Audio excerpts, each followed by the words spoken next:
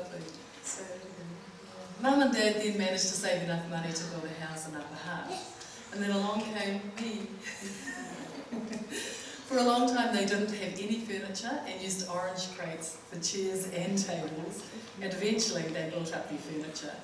New Zealanders thought Dutch people were slightly strange because they had lace curtains in their windows. At that time they didn't.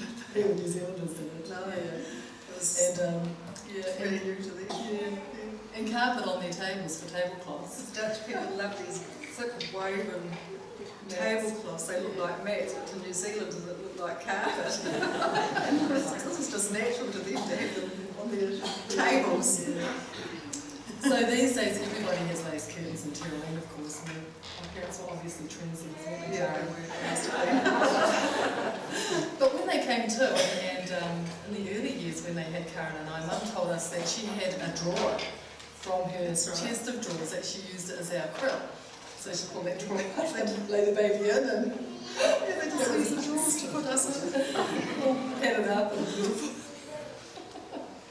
We think it's funny, I listen to imagine it. We can do that. Okay. Oh, Dad was a bit of a rebel, a huge rebel. He got up to all sorts of mischief. He did. When they first came over on the boat, they came up with a whole group of friends. Mum and Dad had already met prior to coming. A lot of their friends met on the boat, and it was really interesting because some of their friends, one particular man was in a cabin and he had a big bunch of bananas, and Dad was saying, well, share them with us, and he just said, I don't think so, get your own, you know. And he said, if you get mine, well, good luck, and he locked his cabin. And so Dad, being Dad, he went over the side of the ship. He did, and you know how they have strips in the old days, they had strips around the ship. Well, he'd have his fingers on one lot and his feet on the other, and he went around the edge of the ship, got to their cabin window and popped it open. Oh my goodness. And stole the figurages. Yeah. And shared them out with everybody. So, and it was so dangerous because if he had slipped, that would have been it. and that's We the would be reason. here. That's why I wanted to tell you the story, because if he had something, Mum, she was telling us how nerve-wracking it was, and she was over the side saying, Mary, don't be so stupid, you know. But he did it. She never listened. He survived. And we did. Evolved, should I say. Yeah, so funny.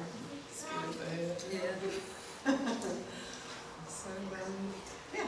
When Mum and Dad came to New Zealand, they decided that they weren't going to only associate with their Dutch friends, and they were determined that they were going to make friends with New Zealanders as well, and they achieved this. So not only did they have all the Dutch friends that they met on board as lifelong friends, but they also had a lot of Kiwi friends that they met when they first arrived in New Zealand as lifelong friends.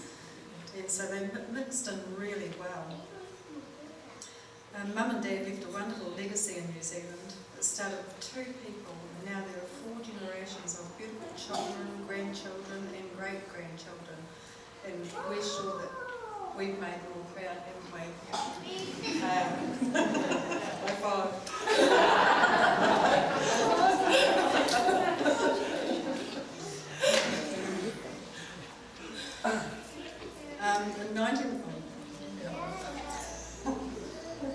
In 1968, Dad passed away, which was a very difficult time for all of us.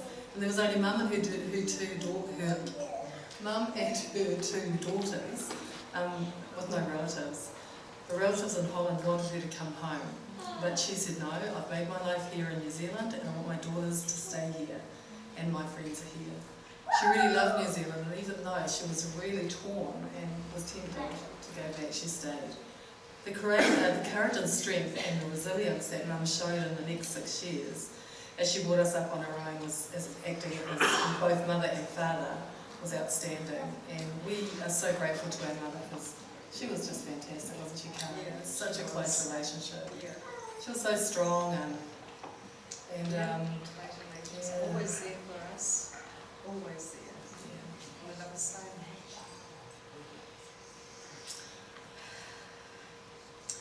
Then Mum's life changed. She met John Brainford at the local squash club. Up until last night, oh no, you're going to read this, aren't you? This is funny. again. Okay, then in 1960, what am I saying? Then, Mum and Dad met John Rayford at a local squash club. And up until last night, I thought it was... Well, I thought John was a boarder at Mum's.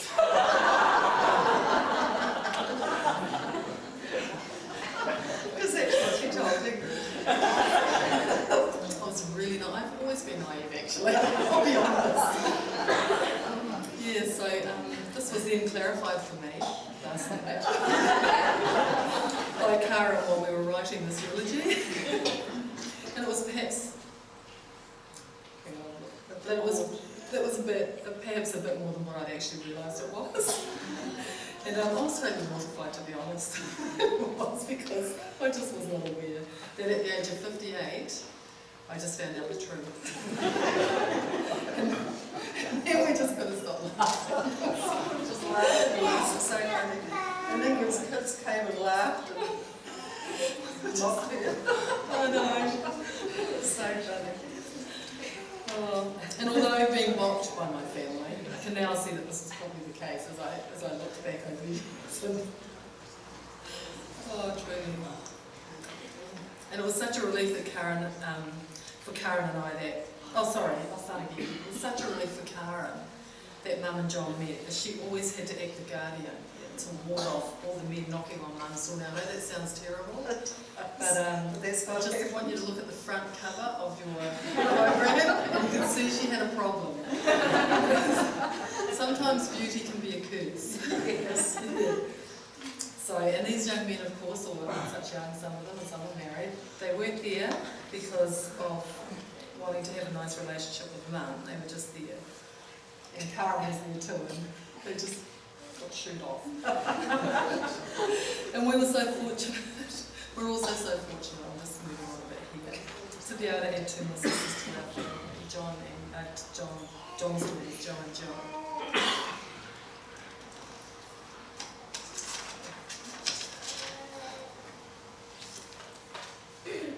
So Mum and John were married for 25 years and lived in Whitby for most of those years. Mum and John had many happy years together until John passed away in 1999. Although Mum had several proposals for marriage, she chose never to marry again. She was very happy living in her home and has many devoted friends and has led a very full life. She filled a lot of her time socialising with her friends, going to coffee with Dot and Ray and Elaine and everybody. Making cards, church lady and making cards. Beautiful card group. She enjoyed creating hardanger and floral arrangements, cross-stitch as an example there, knitting, but her main passion was cooking. You know, I don't think there's one of our babies that haven't been dressed by Mum. Yeah, probably. It's been pretty amazing, hasn't it? Yeah. Beautiful knitting. And we always loved coming to Mum, Nana and Olma's for dinner because her meals were scrumptious and superb. She just loved cooking. And we loved her cooking. Mum's strength and courage showed through on this Christmas past, on this Christmas day, as she was very weak at this stage, but she was absolutely determined that she would spend Christmas Day with our family. Mum accepted what was going to happen to her and said she was ready for when the Lord told her that it was her time. She told us that she was at peace and knew where she was going. Christmas Day was really hard for her because she was on morphine and she was very weak. It took a lot out of her, but it was so lovely to have her with us, wasn't it? While she was in the hospice, and then the rest home, she became friends with many of the nurses, and as we've told you before, they loved coming in to see her and to hear her stories.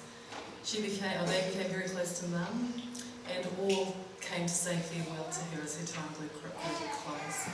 During that time, Mum had some beautiful registered nurses that were working with her and caregivers, and they were just so close to Mum. There was one beautiful nurse telling her she just found it so hard to leave because she knew Mum was going that night, and it was just difficult for her to leave her shift, and she would work so late and so much longer just to be with Mum. Yeah. You their compassion and just beautiful manner of Mum. They just We was can't speak highly enough just of the amazing. work behind. They were just absolutely fantastic. Their Yeah. care and love and support. They were just there for you all the time. And that was a lot because Oh my gosh, she was so triggered. I loved her buzzer. It was just, it was like a machine gun for Mum. It was But they were there every time she pushed that buzzer. They just ran. It was just so good. And she was so demanding of them. I feel sorry for these nurses. If she didn't know any, they had a little smoking room at the back there and they would kind of walk past. And if Mum didn't know any that had kind of popped out to that smoking room, as they came out again, she said, "Excuse me, could you come in here, please?" And she'd be looking at them in the eye, "Who are you? You need to introduce yourself." Yeah, she did. She was so funny. She was very bossy. They really respected and loved that about Mum. It was just so good. She had a lot of laughs in there and made a lot of really dear, eternal friends. Yeah, she's just really special. And I think the same with the hospice. She had a hospice nurse, Helen Jack, Helen's here, but she was amazing. She's an amazing nurse and she took care of Mum's needs so well. And Janice was the other one. She was just absolutely wonderful. They're great nurses. We're just so grateful. We can't They even were so name good them. to us as well. Yeah. We can't name them, but We can't name them because there's just too many and I would hate we would hate to miss someone Yeah. out by missing somebody because they were all fantastic. yeah. So special. Yeah. And we wanted to also bring Mum in here because we just love our Mum. She's beautiful, she's at peace. She wanted to come home towards the end. She wanted to come home and she has. She came home and she lay at home since she passed away. So, we just wanted to thank everybody at the rest home and at the hospice for everything that they've done. And Gary and Nikki for their help to help get this beautiful service underway and to get it moving. And we're really grateful to our employers, Karen.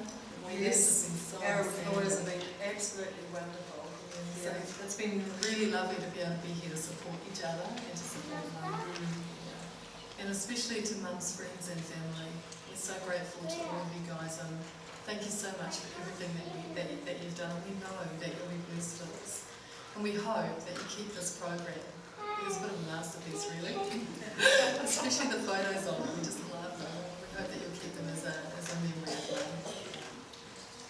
I think so. Thank you so much. Thank you.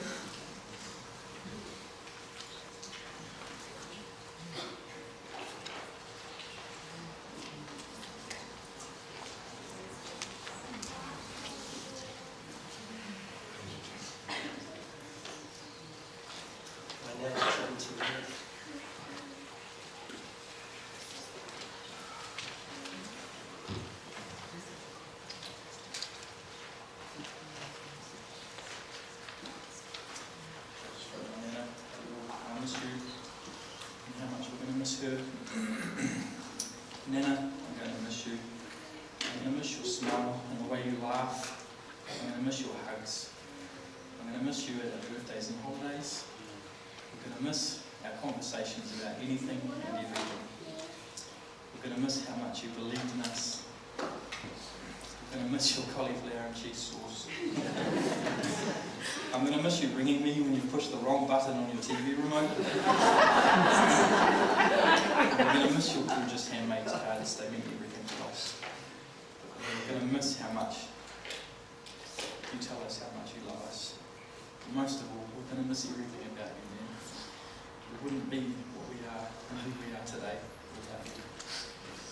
And I miss you, man. We love you.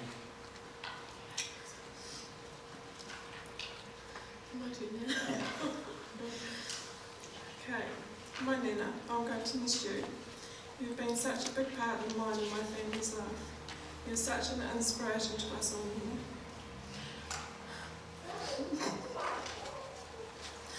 I idolise you, the strong, beautiful, always immediately dressed, talented woman that you are. Thank you for giving me the most caring, beautiful mum in the world. I only hope I'm half the woman you both are. Nana, thank you